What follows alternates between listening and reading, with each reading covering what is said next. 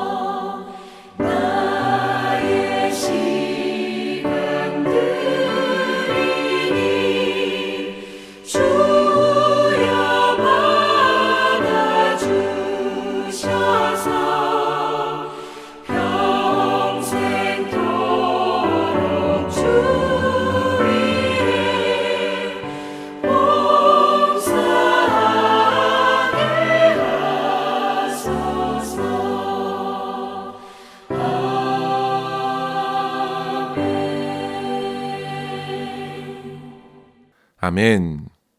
오늘 함께 나눌 말씀은 잠언 25장 1절에서 7절입니다. 이것도 솔로몬의 잠언이요 유다왕 히스기야의 신하들이 편집한 것이니라. 이를 숨기는 것은 하나님의 영화요 이를 살피는 것은 왕의 영화니라.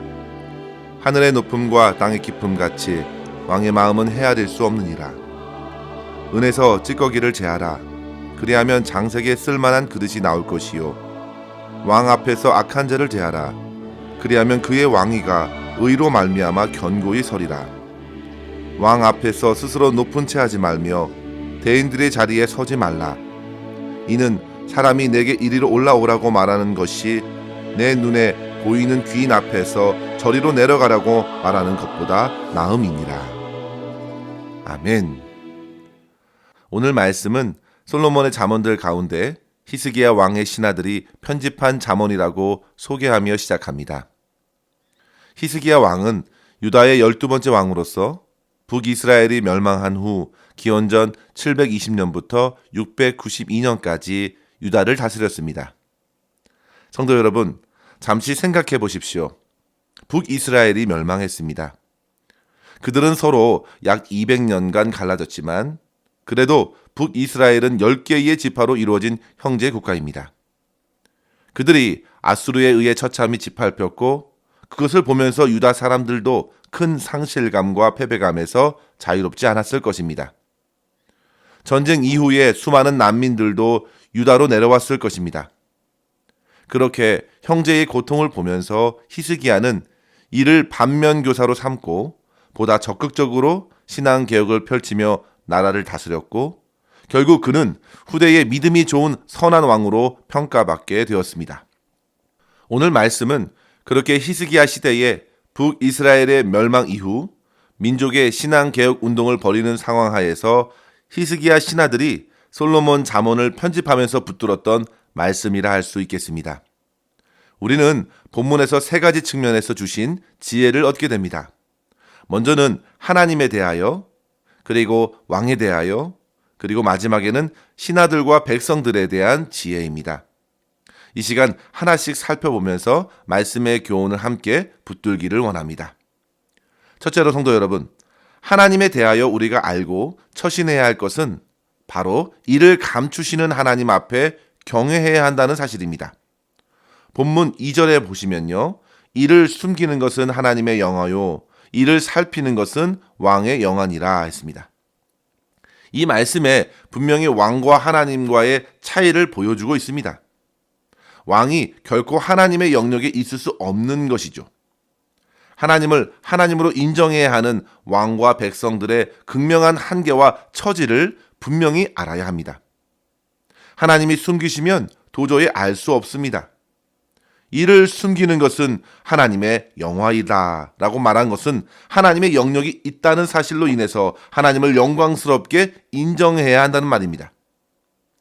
우리는 하나님께 여러 가지 질문을 삶에서 드립니다. 하나님, 어떻게 북이스라엘이 이렇게 비참하게 무너졌습니까? 그것도 하나님을 믿지 않는 백성들의 잔악함에 짓눌려 멸망한 사람들, 그들의 고통을 허락하신 이유가 무엇입니까? 당시의 사람들은 그렇게 하나님을 원망하며 질문했을 것입니다. 성도 여러분, 저와 여러분의 삶을 놓고서도 이 시대에 일어난 수많은 일들을 보면서도 우리는 질문할 수 있습니다. 저는 그런 질문이 어느 정도 필요하다고 생각합니다.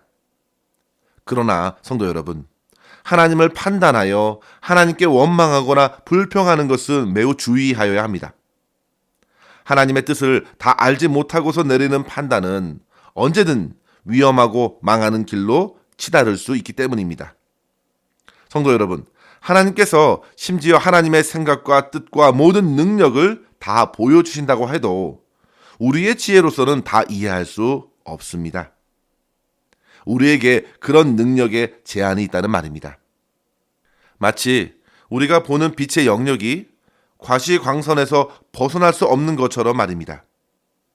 그와 같이 우리는 하나님께서 만드신 이 우주 만물 안에 작은 먼지와도 같은 미약한 존재입니다. 그래서 잠언의 지혜자는 말합니다.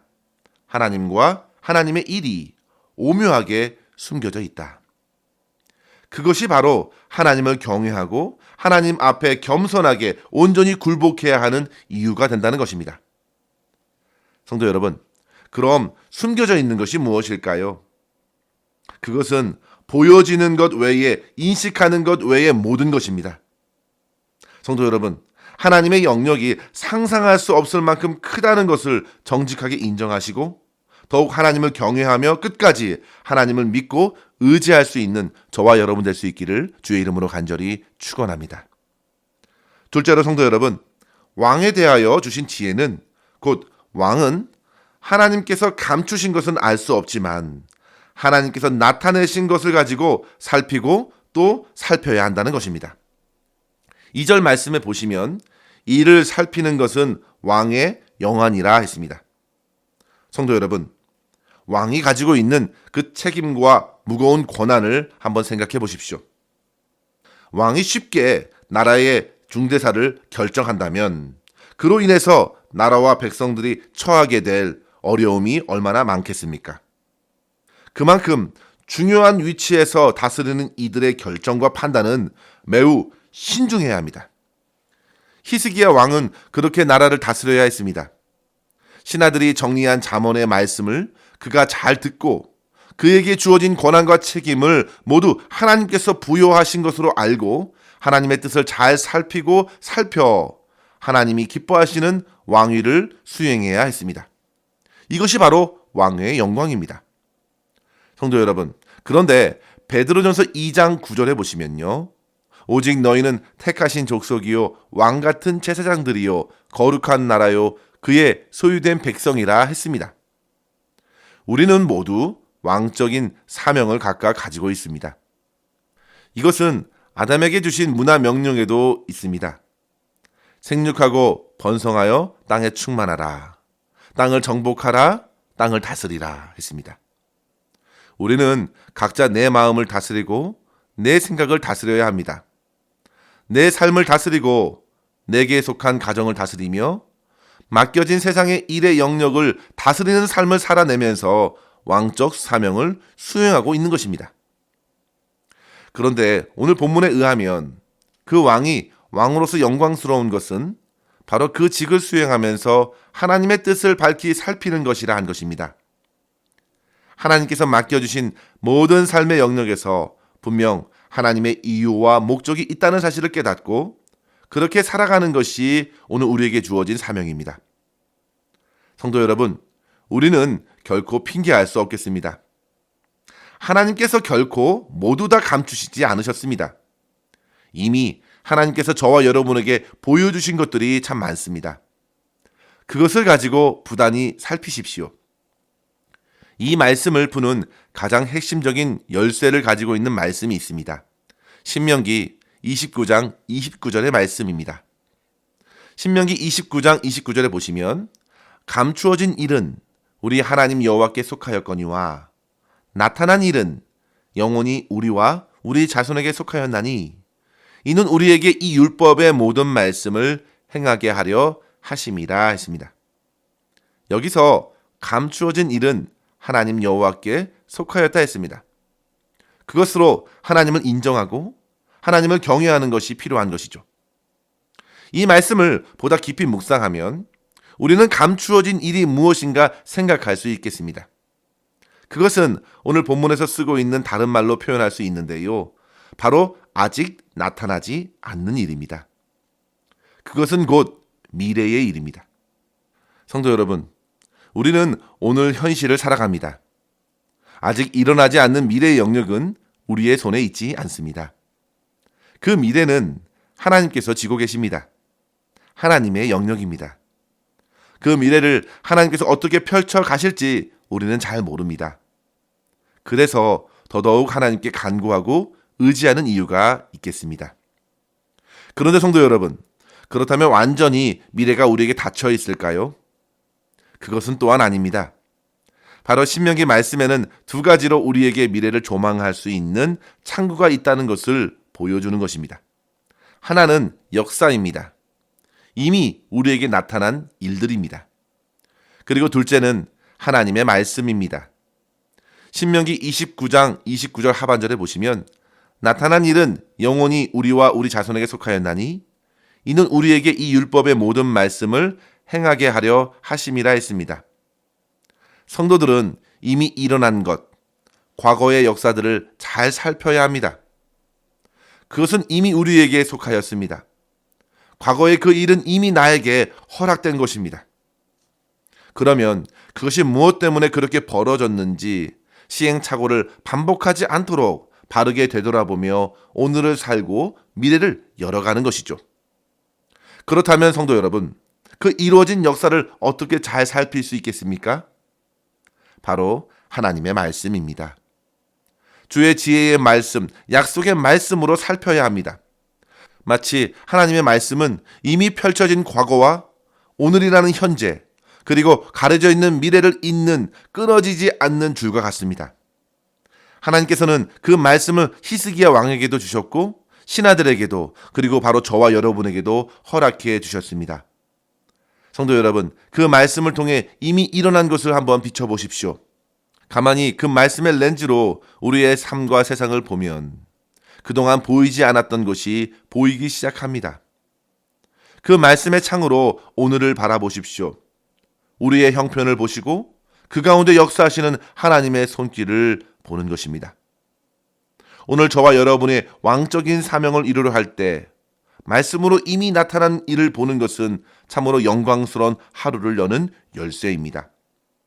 특별히 하나님의 말씀으로 내 삶을 돌아볼 때 우리는 성령을 의지해야 합니다. 성령께서 그 말씀을 비추시는 빛과 같으시기 때문입니다.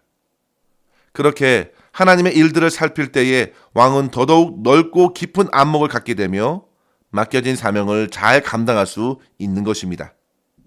그것이 바로 왕의 영화입니다. 더욱 빛난 왕적인 사명을 감당하는 것입니다.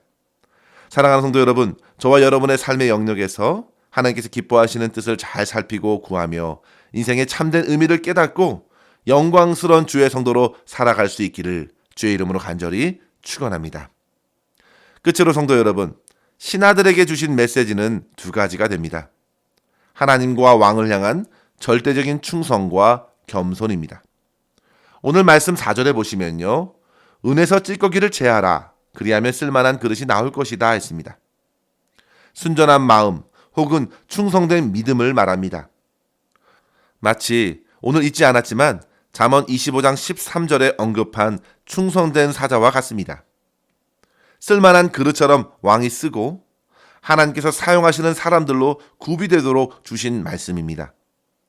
충성된 사자처럼 추수할 날에 얼음 냉소와 같이 하나님을 시원케 하는 성도들로서 저와 여러분 이 땅을 살아갈 수 있기를 바랍니다. 5절 말씀을 한번 보십시오. 왕 앞에서 악한 자를 제하라 했습니다. 앞서 찌꺼기를 제하라 했고 또한 악한 자를 제하라 한 것은 같은 맥락입니다.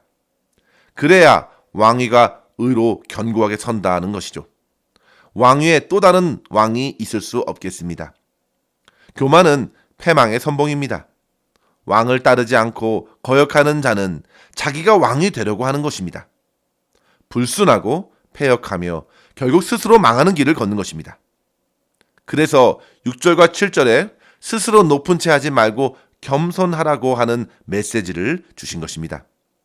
성도 여러분, 저와 여러분 모두가 겸손히 주님만을 섬기고 주님의 성도로서 오늘을 살아낼 수 있기를 바랍니다. 하나님 나라의 왕은 하나님 아버지이십니다.